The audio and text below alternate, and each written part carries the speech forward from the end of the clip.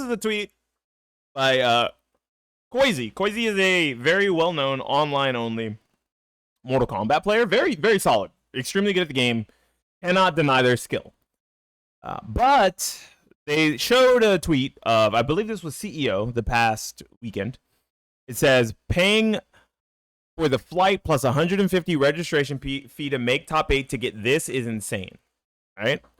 And it shows 5th and 6th at $33.90 and 7th and 8th at $22.60. So we're going to pull up the handy dandy calculator once again, because I already know how many people were at the Mortal Kombat tournament.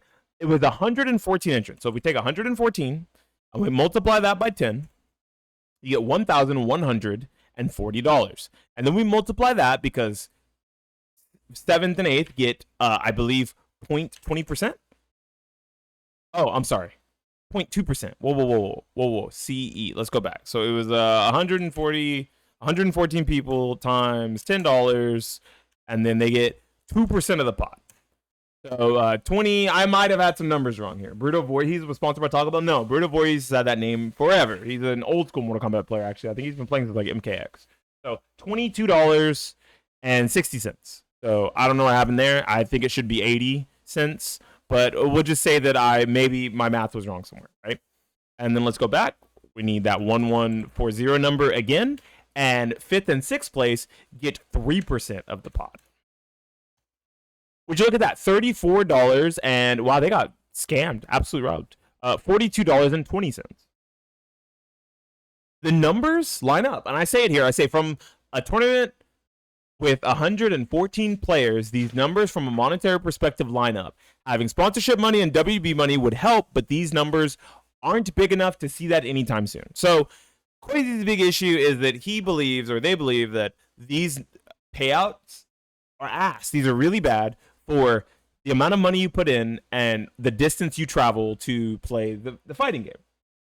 I want to just preface this. If you're playing fighting games for the money, and you're not the top 0.01% of the player base and constantly getting first, second, or third, you're doing it wrong.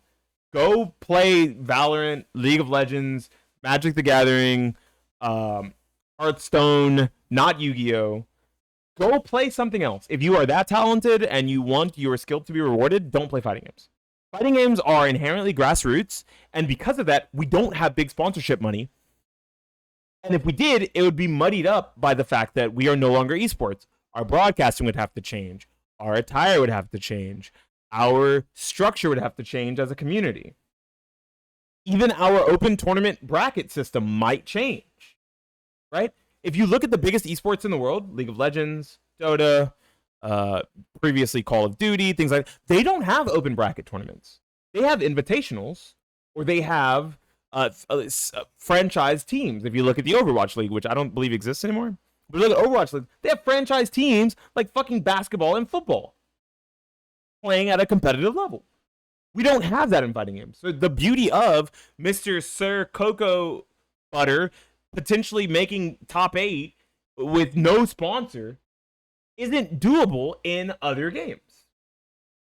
And that notoriety and that fun and that community experience you get comes at a cost. It comes at a cost of very small payouts if your game is small. Now, I can show you guys a game that was really big at CEO 2024. Let's go look at CEO 2024.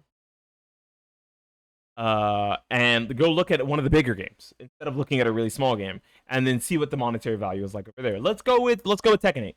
Tekken 8 total had 639 entrants. Okay, so we can use that number and extrapolate this math the exact same way.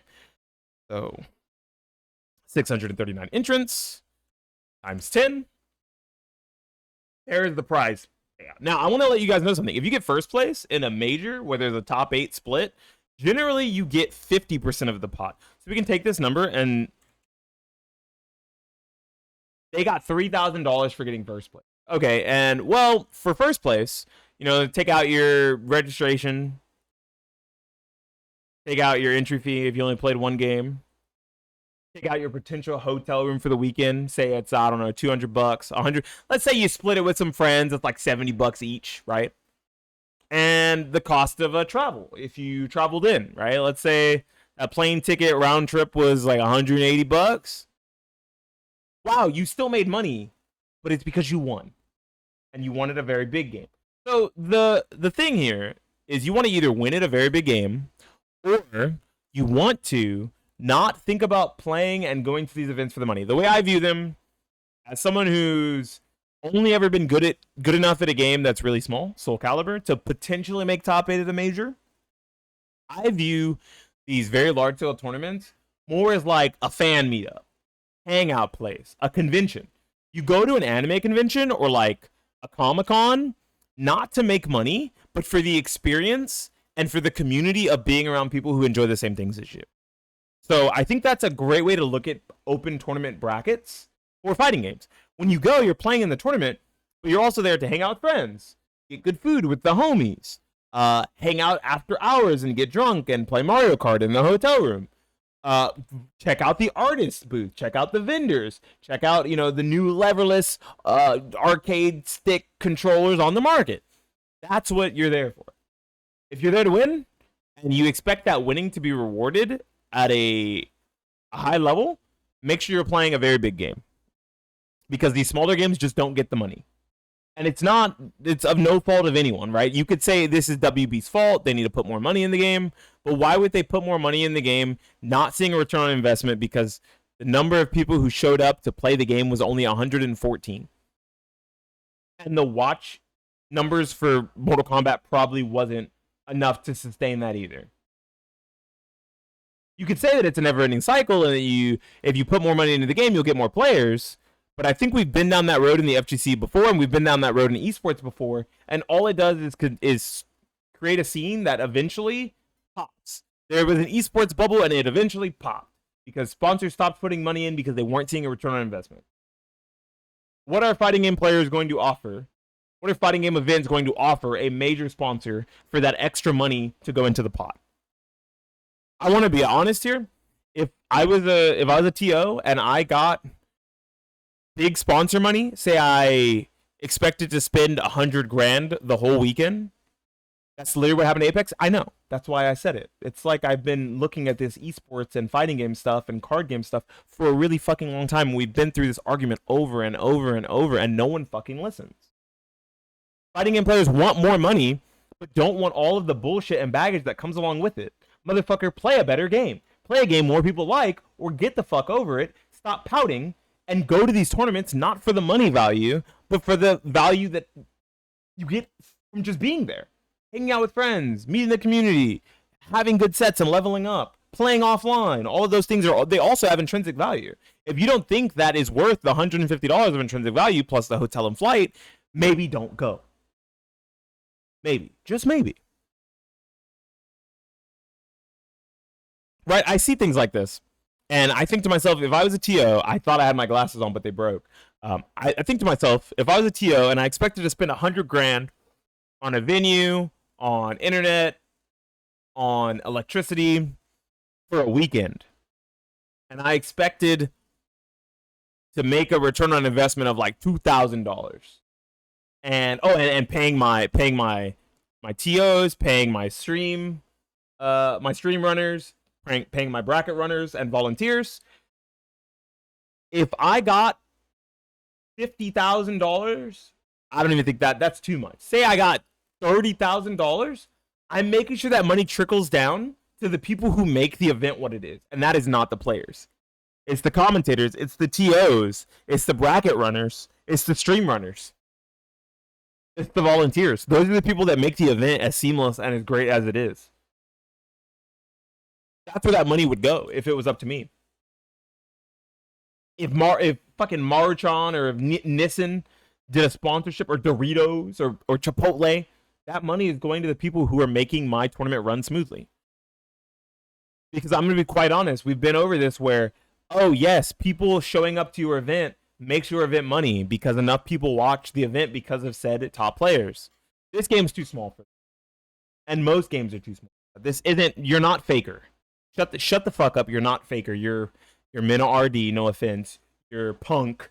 You're Arslan Ash, you're Knee. You're not bringing in 100,000 people that know who you are and want to watch you. You're bringing in 1,000 people, 2,000, 3,000 people who know you are and want to watch you. That's not going to pay the bills. And it's not going to pay the staff that deserve money more than the players who already put their money in. We already know how much money you're getting. If you won Street Fighter, let's see how many people Street Fighter had. And this will show us how much money Punk made, by the way, if you guys want to know, because I believe Punk won CEO. And that's not to take anything away from the players and their notoriety, but they're not the reason why why the tournaments run as well as they do. Street Fighter had 616 entrants. Wow, that's actually less than Tekken. That's interesting. My bad, I don't move through tabs fast enough.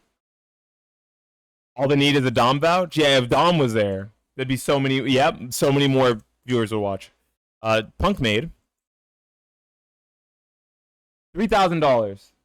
$3,000 by winning Street Fighter. Is that big money? Not by any stretch of the imagination. Some people make that amount of money in 2 weeks of working. But the inherent intrinsic experience of going to these tournaments, being able to create vlogs off of them, that's good money for a tournament. But I'm saying that's the amount of money that some people make in a week. An actual job. In 2 weeks, right? So say you make double that a month. We can double that. That amount is times 2. Now let's multiply that. That'd be a month. Multiply that by 12. That'd be a $73,000 a month. I mean, a year job. There are people who make more money than this in entry-level jobs that aren't entry-level college graduate jobs. You're not making, and that's at the very tippy top level. Say you go to a tournament every weekend and you're sponsored and you make top 8 of Mortal Kombat every weekend. You can barely afford Taco Bell with this money. The game's not big enough. There's no reason for sponsors to put money in.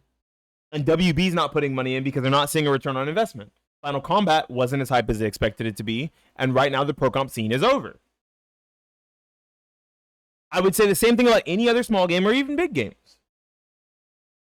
My advice to anyone who feels as if they're being robbed by going to majors, like, I believe, who said this before? I think it was Fighting GM, that like TOs are robbing you by charging you $150 for a venue or whatever. I want you to check to see how much you think.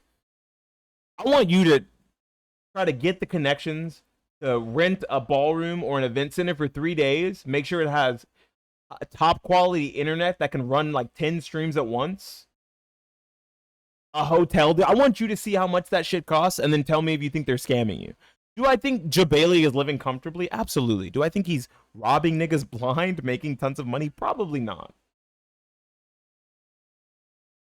With that being said, if you're competing specifically for the money in fighting games, you're doing it wrong. Fighting games have always been first and foremost grassroots, leading to smaller pots but more dedicated communities. Sponsors and esports brand deals would muddy all that up. That's how I end this. Saying that if you play fighting games and you want money, then you're playing for the wrong reasons. You need to play for the love of the game and enjoy the game as it was, or compete in only online tournaments like Koizi does, right? I think if you only play in online tournaments that are crowdfunded, that's a great idea. Or if you believe that crowdfunding is a good idea for offline fighting games, also probably great. I think that we could start using things like Matcherino in offline tournaments, and it would be awesome, right? Because it means that if you really like a tournament and you're watching it and you're invested, you could throw $10 in the pot, right? Say there's 5,000 people watching a tournament, and the conversion rate on that is like 10%, and 10% of people put in fucking $10. That's $500 extra in the pot. That's pretty good. But until that's the case, this is how tournaments are ran, and this is how tournament payout structure works. I already showed you guys. I can show you guys the full payout structure if anyone's curious. But most majors, it's like 50%, 30%, 10%, 5%, 2%, or something like that for like the splits. But let me see. CEO 2024 top 8 payout split. Let's see.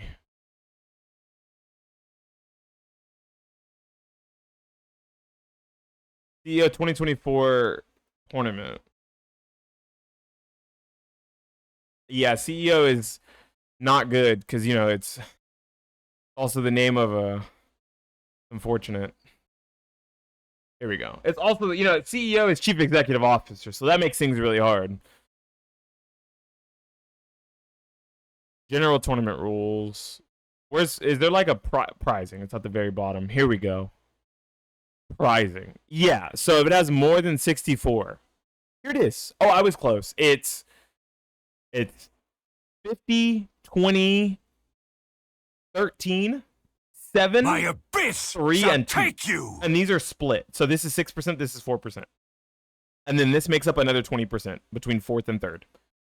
Right? So if you're not, hey, how you doing? If you're not at this top 2%, I mean this top 2, you're not really going to make money on most fighting games. That's not the point. The point is to compete and have fun and use it as like a con experience, as like a convention experience. That's how I've always viewed fighting game tournaments, even if I was in the money. Can I send you a video to react to? We'll see if I want to. You should, I guess, link the video and we'll see if it's worth a shot reacting to. But this is what I believe is a pretty fair structure for fighting games. Now, if we ever get crowdfunding, that could change the way that we view fighting game tournaments and payouts. But until then, you should probably not view them for the money. Anyways, tell me how you guys feel in the comment section down below about the state of tournament structures, tournament payout structures for fighting games. Are players not rewarded enough? Is there a better way we could reward players for their time put into a game? Do you believe that we should view fighting game tournaments as conventions or as truly the pinnacle of esports and they should have tons of money into them and wait for the esports bubble to explode once again?